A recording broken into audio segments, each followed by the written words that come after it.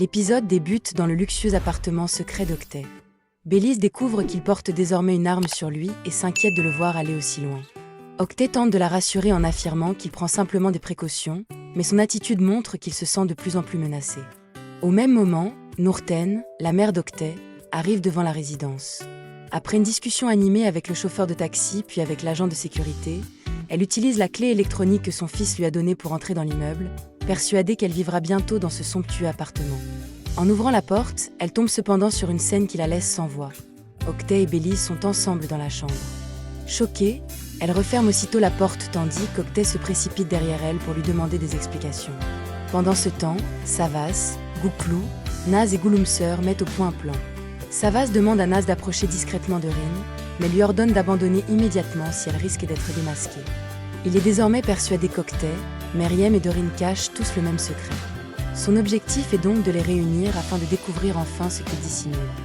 De retour à l'appartement, Octet tente de convaincre sa mère de garder le silence. Il lui interdit de révéler à Meriem l'existence de cet appartement ou de parler de Bélise.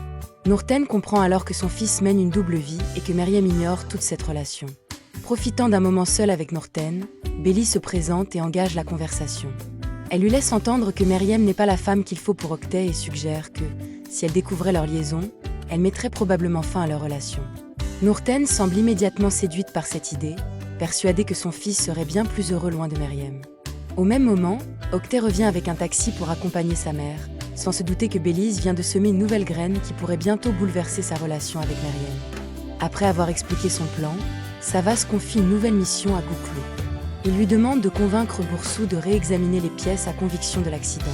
Savas est persuadé que les preuves permettront bientôt d'identifier le véritable responsable et de le faire condamner. Même si la mission s'annonce difficile, Gouklou accepte de tenter sa chance. Le lendemain matin, Meriem reçoit un appel qui la bouleverse. La clinique lui annonce qu'elle doit venir récupérer son père, car l'établissement refuse désormais de poursuivre son hospitalisation. Incompréhensive, elle rappelle pourtant que les soins avaient déjà été réglés. En raccrochant, elle comprend soudain que ce revirement n'a rien d'un hasard et pense immédiatement aux menaces de Dorine.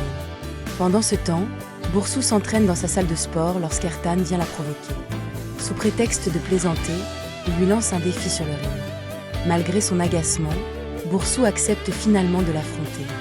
À la clinique, Meriem tente d'obtenir des explications. Le personnel lui confirme que la décision est définitive et que le médecin responsable est absent. On lui annonce également que si son père reste plus longtemps, les frais continueront d'augmenter. Désemparée, Meriem rend visite à son père avant de quitter la chambre, les larmes aux yeux. Au même moment, Dorine confirme à Octet que la clinique a bien contacté Meriem. Les deux complices attendent désormais sa réaction. Convaincue que la pression finira par la faire céder, Octet est persuadée qu'elle n'aura bientôt plus d'autre choix que d'accepter l'offre de Dorine et de quitter définitivement la ville avec son père.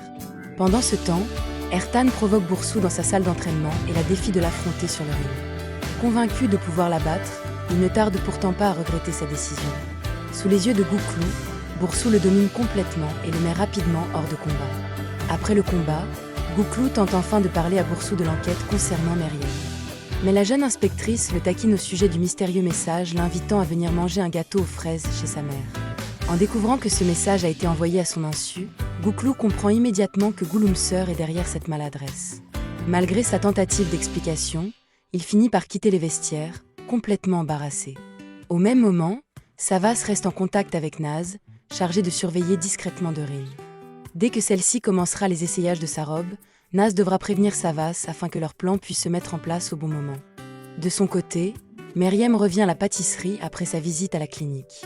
Elle confirme à Selma que son père sera bien expulsé de l'établissement. Malgré cette situation désespérée, elle refuse catégoriquement de céder au chantage de Dorine ou d'accepter le moindre centime de leur part. Déterminée, elle promet de trouver un autre travail s'il le faut pour continuer à soigner son père par ses propres moyens.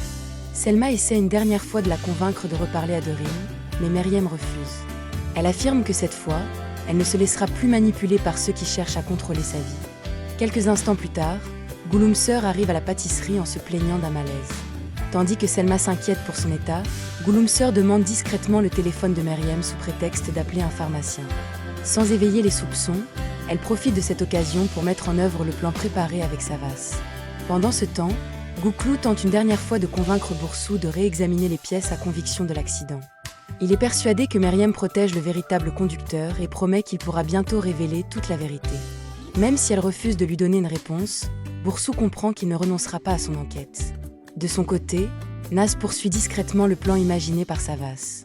Profitant des essayages de la robe de mariée de Dorine, elle détourne l'attention de Touline et du styliste pour s'emparer quelques instants du téléphone de Dorine. Au même moment, Gouloum Sœur, qui tient le téléphone de Meriem, attend le bon signal. Ensemble, elles échangent de faux messages entre les deux téléphones afin de faire croire que Meriem et Dorine souhaitent se rencontrer en secret. Ainsi, Meriem reçoit un message prétendument envoyé par Dorine lui demandant de la retrouver à l'usine de Bekio à 21h. Dans le même temps, Dorine reçoit un faux message attribué à Meriem lui demandant de venir au même endroit avec Octet pour une dernière discussion. Persuadée que Meriem souhaite finalement accepter leur proposition, Dorine appelle immédiatement Octet. Celui-ci pense que leur plan a enfin fonctionné et accepte de se rendre au rendez-vous, sans se douter qu'il tombe en réalité dans le piège préparé par Savas. Pendant ce temps, Savas met en place les derniers détails de son opération. Il demande à Gouklou de surveiller les alentours de l'usine et de le prévenir dès que Meriem, Dorine ou Octet arriveront sur les lieux. Au même moment, au commissariat, Boursou décide finalement de rouvrir le dossier de l'accident. En examinant une nouvelle fois les pièces à conviction, elle fait une découverte capitale. Les boutons de manchette retrouvés sur les lieux du drame pourraient bien constituer la preuve que Gouklou recherchait depuis le début. À l'usine abandonnée, Savas attend discrètement l'arrivée de tous les protagonistes. Grâce au message de Gouklou, il sait que Meriem, Dorine et Octet sont enfin réunis au même endroit. Son piège est sur le point de fonctionner. Face à Dorine, Meriem explose. Révoltée que son père ait été utilisé comme moyen de pression, elle annonce qu'elle refuse désormais de céder au chantage. Elle affirme qu'elle ne protégera plus le véritable responsable de l'accident et qu'elle ira révéler toute la vérité à Savas, quoi qu'il en coûte. À cet instant, Octet surgit et tente de l'empêcher de partir. Mais très vite, les trois comprennent qu'ils ont été manipulés. Chacun a reçu un faux message lui donnant rendez-vous à l'usine. Meriem réalise alors que Dorine et Octet lui ont menti depuis le début, tandis que Dorine découvre qu'Octet lui cachait encore une partie de la vérité. Alors que la tension atteint son comble, un coup de feu retentit soudain. En sortant de sa cachette, Savas découvre une scène bouleversante.